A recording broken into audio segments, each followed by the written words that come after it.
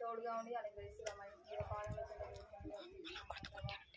ప్రారంభం నుండి ముగింపు వరకు మీరే ముందంతంగా ఉండి మాకు సహాయం చేస్తున్నామని వహించడం ముందున్న సమయాన్ని భక్తాల కప్పు చూసుకుంటూ మీకు సహాయం కోరుకుంటూ అడుగుతుంటారు వేసినామన్న వేడుకుంటున్నాం మాట్లాడుతుంది అక్క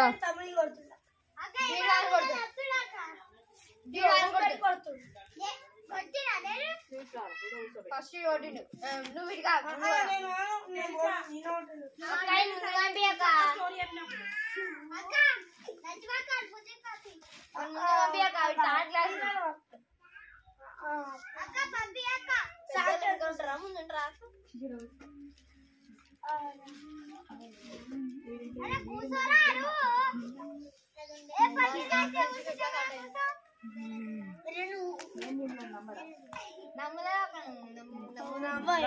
ఏమైందక్క ఏమైందంట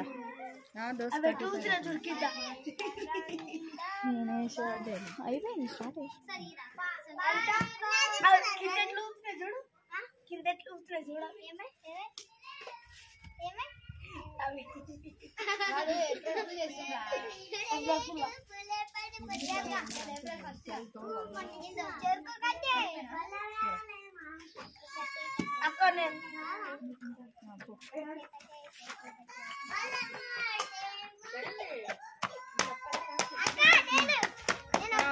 ఇంకా పైకి పైకి పైకి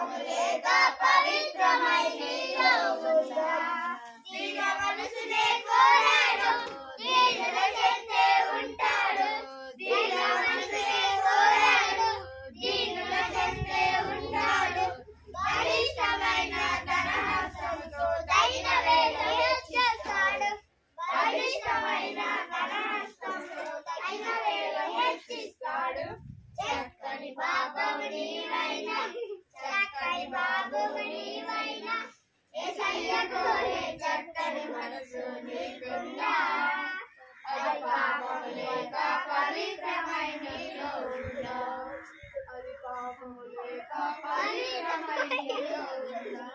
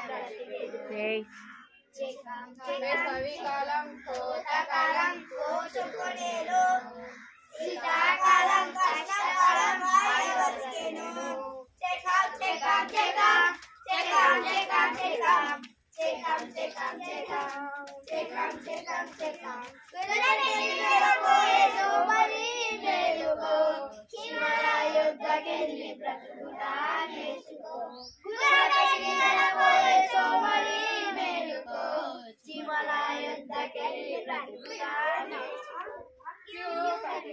పనికి నడుము కట్టి ఆహారం మెచ్చిన పెట్టి కూడా పెట్టెను కట్టి నడుము కట్టి ఆహారం మెచ్చిన పెట్టి కూడా పెట్టెను వేసవికాలం కోతకాలం కోసుకొనేను శీతాకాలం కష్టకాలం హాయిగా బ్రతికెను వేసవికాలం కోతకాలం కోసుకొనేను శీతాకాలం కష్టకాలం హాయిగా బ్రతికెను చెకాం చెకాం చెకాం చెకాం చెకాం చెకాం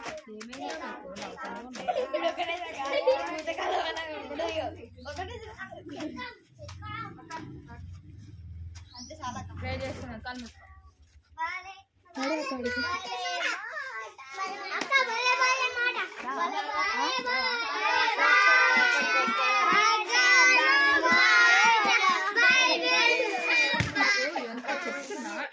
అంత చెప్తున్నా కూర్చో కూర్చో ఎంత చెప్తున్నా కాళ్ళు మూసుకోండి ప్రార్థన చేస్తున్నా బైబిల్ ఎక్కమనిందా బైబిల్ ఎక్కమనిందా చెప్పుకుందామా కదా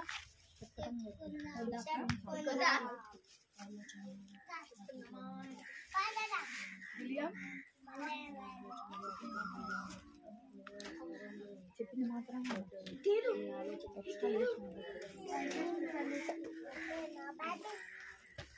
తీయండి కళ్ళు మూసుకోండి కంఠ సవాక్యము చదువుకోవడం ఆపేయండి ఇంకా బైబిల్ ముయ్యాల బైబిల్ బైబిల్ ముయ్యాల ఆపు ఇట్లా కూర్చోండి ముందుకు జరుగు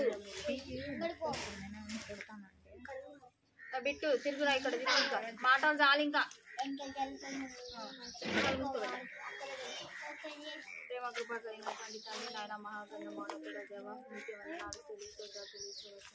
ప్రభా అనకట కొత్త విధానంలో తోడుగా ఉందని సహాయం చేస్తున్నారు ప్రభా మీరే నన్ను నోటికి ఊరగా వాడుకొని మీకు పాదం కింద వేడుకుంటూ వస్తున్నాను ప్రభా. పిల్లలు కూడా తండ్రి నీ అని భయభక్తులు కలిగి ఉండగలిగినట్టు సహాయం చేస్తున్నాను ప్రభా. నాన్న వారిలో భయాన్ని తల్లి దేవనాయన నీ అని భక్తిని కలిగి ఉండగలిగినట్టు దేవనాయన మీరే కృప చూపించమని సహాయం చేస్తున్నామని మీకు పాదంలో కింద వేడుకుంటూ వస్తున్నాను ప్రభా. నాన్న మీరే కనికరించి నాన్న మీరే మాకు తోడుగా ఉండి సహాయం చేస్తున్నామని తండ్రి ఇటువంటి సహాయాన్ని కోరుకుంటూ అడిగి బ్రతిమలాడి చేస్తున్నామని వేడుకుంటున్నాను మా తండ్రి.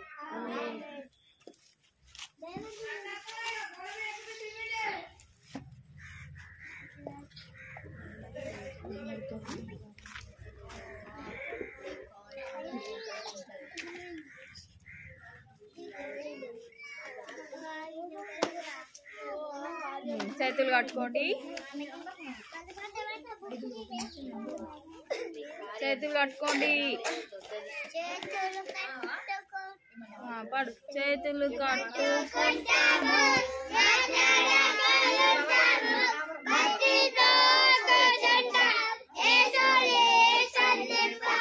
చిట్రాడి కూర్చోండి, చిట్రాడి కూర్చోండి. అయిపోయింది ఆచరణ వస్తుందా చదువు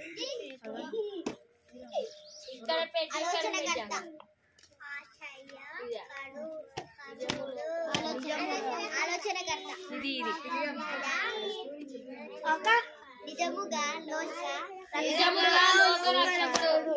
నిజముగా రక్షకుడు, నిజంగా లోక రక్షకుడు. లోకానికి రక్షకుడా మనకు రక్షకుడా? మనకు కదా. లోకానికి రక్షకుడా మనకు రక్షకుడా? మనకు రక్షకుడు. లోకానికే రక్షకుడా? మరి మనకు ఎవరు రక్షకుడు? దేవుడు. మనకు మాత్రమే రక్షకుడా లేదంటే దేవుని నమ్ముకున్నటువంటి వాళ్ళకు కూడా? వాళ్ళందరికీ కూడానా? Very good.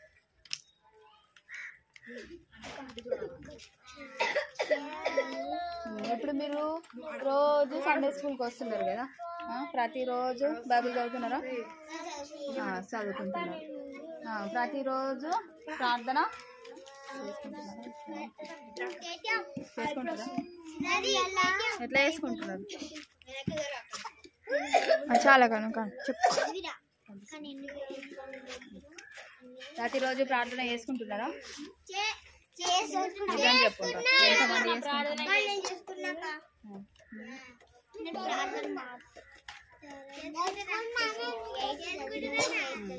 మీరు చేస్తున్నారా? మాట్లాడడం ఆపండి. ఇంకా చేస్తుర్రా? చేస్తుర్రా? మాటలు ఆపేయండి. ఇంకా ప్రార్థన చేసుకుంటున్నారా? రోజు ప్రార్థన చేసే వాళ్ళనే దేవుడు రక్షిస్తాడా లేదంటే ప్రార్థన చేయని వాళ్ళని కూడా రక్షిస్తాడా? అందరినీ రక్షిస్తాడా? సరే. అయితే మరి నీతిమంతులను మాత్రమే రక్షిస్తాడా పాపులను కూడా రక్షిస్తాడా? పాపులను కూడా రక్షిస్తాడు. ముఖ్యంగా ఎవరి కోసం దేవుడి లోకానికి వచ్చిండు? మన కోసము. ఇంకా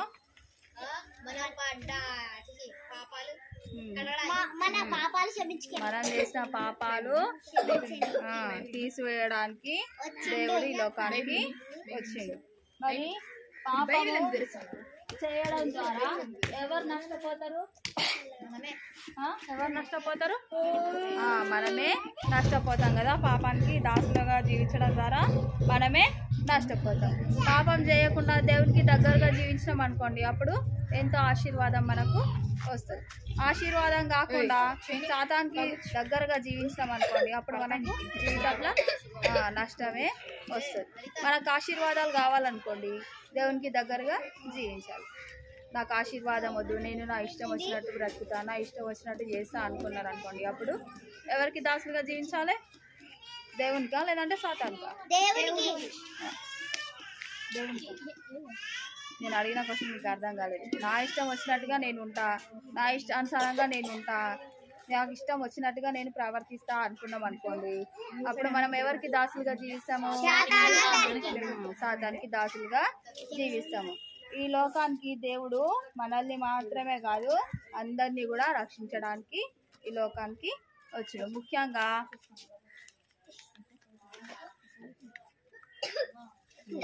పాపులను రక్షించడానికి యేసుక్రీస్తు ప్రభువు ఈ లోకానికి వచ్చిండు.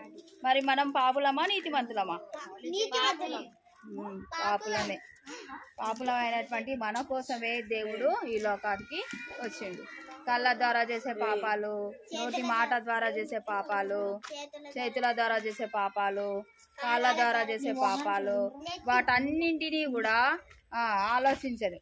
తలంపుల ద్వారా చేసే పాపాలు, వీటన్నింటినీ తీసివేయడం కోసము దేవుడు ఈ లోకానికి వచ్చిండు. నశించిన దానిని వెదకి రక్షించుటకు మనిషి కుమారుడు ఈ లోకానికి వచ్చిండు. బాగా పర్ఫెక్ట్ అయింది. నశించిన దాన్ని నీవు నేను కూడా పాపంలో పడి నశించుకోవడము దేవునికి ఇష్టం లేక ఆయన మన కోసము, మన పాపాలను తీసివేయడం కోసము దేవుడు ఈ లోకానికి వచ్చింది. మరి అదే విధంగా పాపంలోనే పుట్టి, పాపంలోనే పెరిగి, పాపంతోనే మనం మరణించినాం అనుకోండి, ఎవరికి దేవునికి సంతోష పెట్టే వాళ్ళంగా ఉంటామా? దేవునికి చాలా బాధ పెట్టే వాళ్ళంగా మనము ఉంటాం. ఒకసారి మన మమ్మీ ఏదైనా మాట చెప్పింది అనుకోండి, మనం వినలేమనుకోండి, రోజు ఎంతో మంచిగా మీరు ఏది అడిగితే అది తీసుకొని వస్తారు కదా. మమ్మీ డాడీ తీసుకొస్తారా? తీసుకురారా? తీసుకొని వస్తారు కదా. వాళ్ళు చెప్పిన మాట మీరు వినలేదు అనుకోండి, అప్పుడు వాళ్ళకు బాధ అనిపిస్తుందా, సంతోషం అనిపిస్తుందా? బాధ అనిపిస్తుంది. మనము తల్లిదండ్రిని బాధ పెట్టకూడదు, దేవుణ్ణి కూడా బాధ పెట్టకూడదు. మనము దేవుణ్ణి బాధ పెట్టకూడదు అంటే మనం ఏం చేయాలి?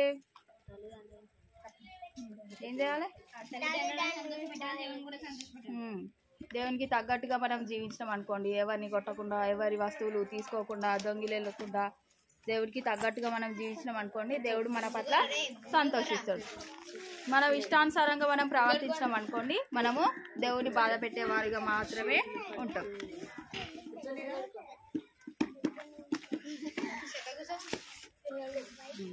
తన ప్రజలను వారి పాపముల నుండి ఆయనే రక్షించెను. తన ప్రజలను వారి పాపముల నుండి ఆయనే రక్షించెను. మన పాపాలను తీసేయడానికి, మన పాపాలను ఎవరు తీసివేస్తారు? దేవుడు మాత్రమే తీసివేస్తాడు. మనుషులు ఎవరైనా సరే తీసేస్తారా? ఎవరు కూడా తీసేయరు. తీసేయడానికి ఏమాత్రం కూడా అధికారం అనేది ఉండదు. ఒకరి పాపాన్ని తీసివేయాలంటే ఆ పాపము లేనటువంటి వ్యక్తి మాత్రమే తీసేస్తాడు కదా. యేసుక్రీస్తు ప్రభువు ఎలాంటి పాపము ఎరుగనటువంటి వ్యక్తి.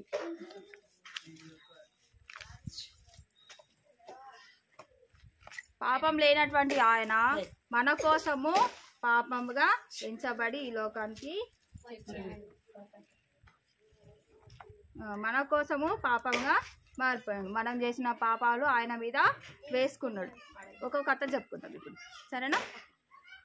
ఒక 100 గొర్రె పిల్లలు ఉంటాయి. అయితే ఆ 100 గొర్రెలు ఒక గొర్రె తప్పిపోతుంది. ఆ గొర్రె తప్పిపోయినప్పుడు ఆ 99 గొర్రెలను కూడా పక్కన పెట్టేసి ఒక్క గొర్రె కోసము వెతుకుతా ఉంటాడు అనమాట గొర్రెల కాపరి. వెతుకుతా ఉన్నప్పుడు ఇంకా అతనికి వెతుకుతా ఉన్నప్పుడు ఆ గొర్రె కనిపిస్తుంది. కనిపించినప్పుడు అతను ఆ గొర్రెని తీసుకొని భుజం పైన వేసుకొని సంతోషంగా ఆ గొర్రెను తన ఇంటికి తీసుకొని వెళ్తాడనమాట. ఇంకా తను ఒక్కడు మాత్రమే సంతోషించక తన చుట్టుపక్కల వాళ్ళకు కూడా అందరినీ తీసుకొని వచ్చి, తప్పిపోయిన నా గొర్రె దొరికింది, నాతో పాటు మీరు కూడా సంతోషించండి, నా గొర్రె నాకు దొరికింది అని చాలా సంతోషంతో వాళ్ళందరికీ కూడా చెప్పుకొని చాలా సంతోషిస్తూ ఉంటాడనమాట.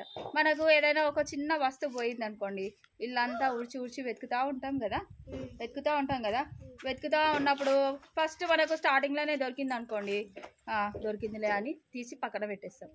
కానీ అదే మనకు ఎంత వెతికినా సరే దొరకలేదు, మనకు అప్పుడు చిరాకు అనిపిస్తుంది, బాధ అనిపిస్తుంది. అయినా సరే వెతుకుతూనే ఉంటాం కదా. అప్పుడు వెతికినప్పుడు అది మనకు దొరికింది అనుకోండి, అప్పుడు మనకేమనిపిస్తుంది? చాలా సంతోషంగా అనిపిస్తుంది కదా. అమ్మ నాకు ఈ వస్తువు దొరికింది, నా పోగొట్టుకున్నా కదా, నాకు ఈ వస్తువు దొరికింది అని చాలా సంతోషంతో అందరికీ కూడా చూపిస్తాం కదా. అట్లనే ఆ గొర్రెల కాపరి కూడా తన గొర్రె తప్పిపోయినందుకు చాలా బాధపడుతూ ఉంటాడు అన్నమాట. బాధపడుతూ ఉన్నప్పుడు ఇంకా అతను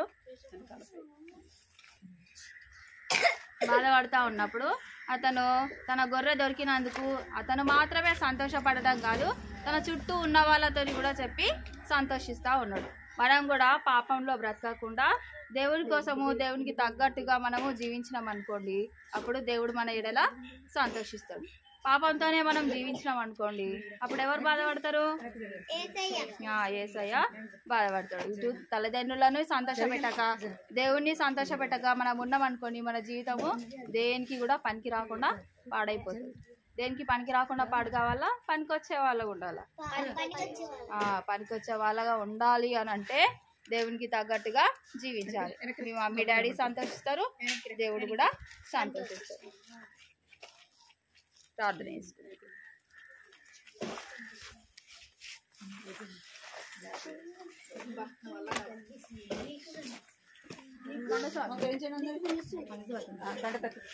పోయిన వారం కంఠసాక్యము చెప్తారా? చెప్పండి. సరే, నేర్చుకున్న వాళ్ళు చెప్పండి. రండి.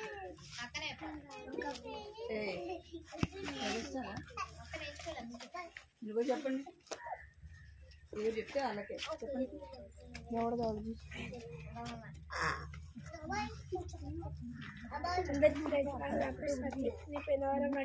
చెప్తున్నాను.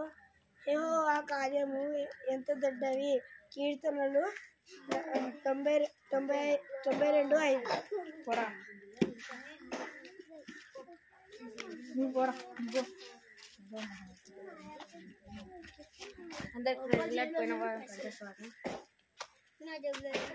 యెహోవా కార్యములు ఎంతో దొడ్డవి, నీ ఆలోచనలు అతి గంభీరములు. కీర్తనలు 92:5.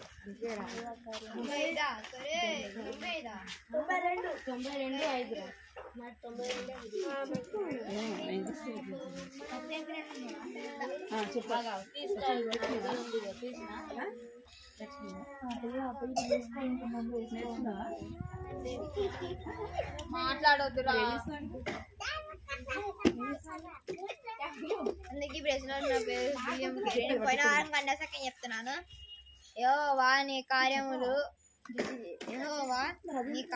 అతి దొడ్డవి, నీ ఆలోచనలు అతి గంభీరమని. కీర్తనలు 92:5. 5వ వచనం అని చెప్పాలి. 92వ అధ్యాయం 5వ వచనం. అయిపోయిందా? చెప్పారా?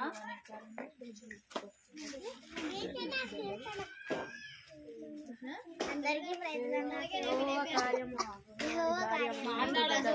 కరెక్ట్ చెప్తున్నా, తప్పు చెప్తున్నా వినండి. ఫస్ట్ చెప్పమ్మా. అందరికీ ప్రజలు. నా పేరు హరిత. యెహోవా నీ కార్యములు దొడ్డవి, ఎంతో దొడ్డవి, అతి గంభీరం. కీర్తనలు 92 అధ్యాయము 5వ వచనం. కీర్తన సండే స్కూల్ రాలేదా? ఊర్లోనే ఉండవా? రామ తెలుసా? ఊర్లో ఉన్నప్పుడు ఫ్రెండ్స్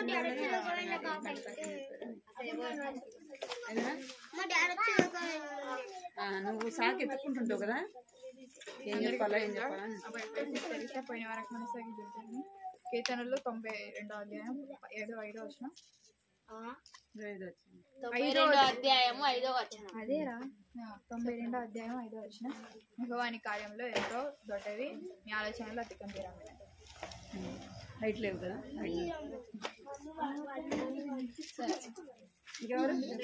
అందరు బాగా చెప్పారు. మిగతా వాళ్ళు కూడా మొత్తం అందరూ నేర్చుకొని రండి. స్కూల్కి వెళ్ళినప్పుడు హోంవర్క్ ఇస్తే మీ టీచర్ హోంవర్క్ ఇచ్చింది అనుకోండి, ఆ రోజు మీరు స్కూల్కి వెళ్ళలేరు. టీచర్ ఏం చెప్పిందిరా నెక్స్ట్ డేకి నేర్చుకోమని అని అడుగుతారా? అడగరా? మరి ఇది కూడా స్కూల్ కంటే ఎంతో ముఖ్యమైనది కదా. ఇప్పుడు ఇప్పుడే కదా దేవుని ఎండలో మనం సంతోషంగా ఉండాలని నేర్చుకున్నామా లేదా?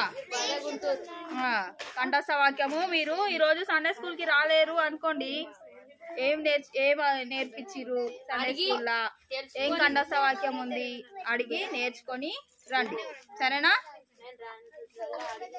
ఈ వారం కంఠస్థ వాక్యం లూకాసు వార్త 19వ అధ్యాయము 10వ వచనము. లూకాసు వార్త 19వ అధ్యాయము 10వ వచనము. నోరు లేవా చెప్పండి అందరు. నశించిన దాన్ని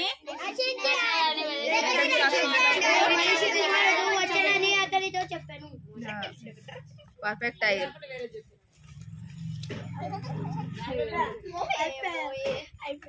ఇది వద్దయితే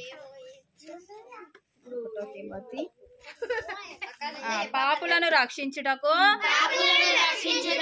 క్రీస్తు యేసు లోకమునకు వచ్చెనను వాక్యము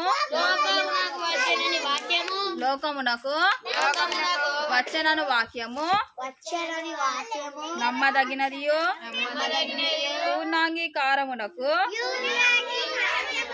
యోగ్యమైనది ఉన్నది. ముందు పలకడానికి వస్తలేదు కదా మీకు, ఇంకోసారి పలికిస్తా, ఏం కాదు. పాపులను రక్షించుటకు క్రీస్తు యేసు లోకమునకు వచ్చెనను వాక్యము చెప్పండి రా అందరూ. లోకమునకు వచ్చెనను వాక్యము నమ్మదగినదియు పూర్ణాంగీకారమునకు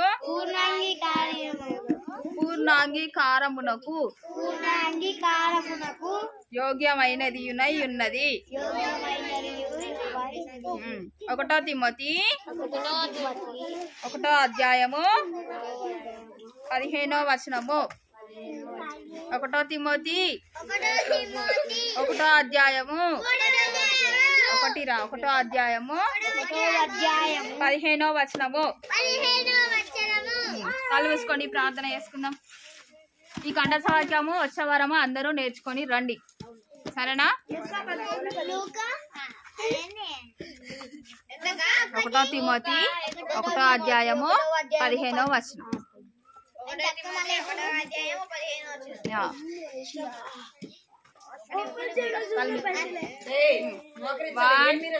1 2 తర్వాత రాసుకుందరులే. 2 మొక్కల పైకి రావాలి. 3 కళ్ళు మూసుకోండి.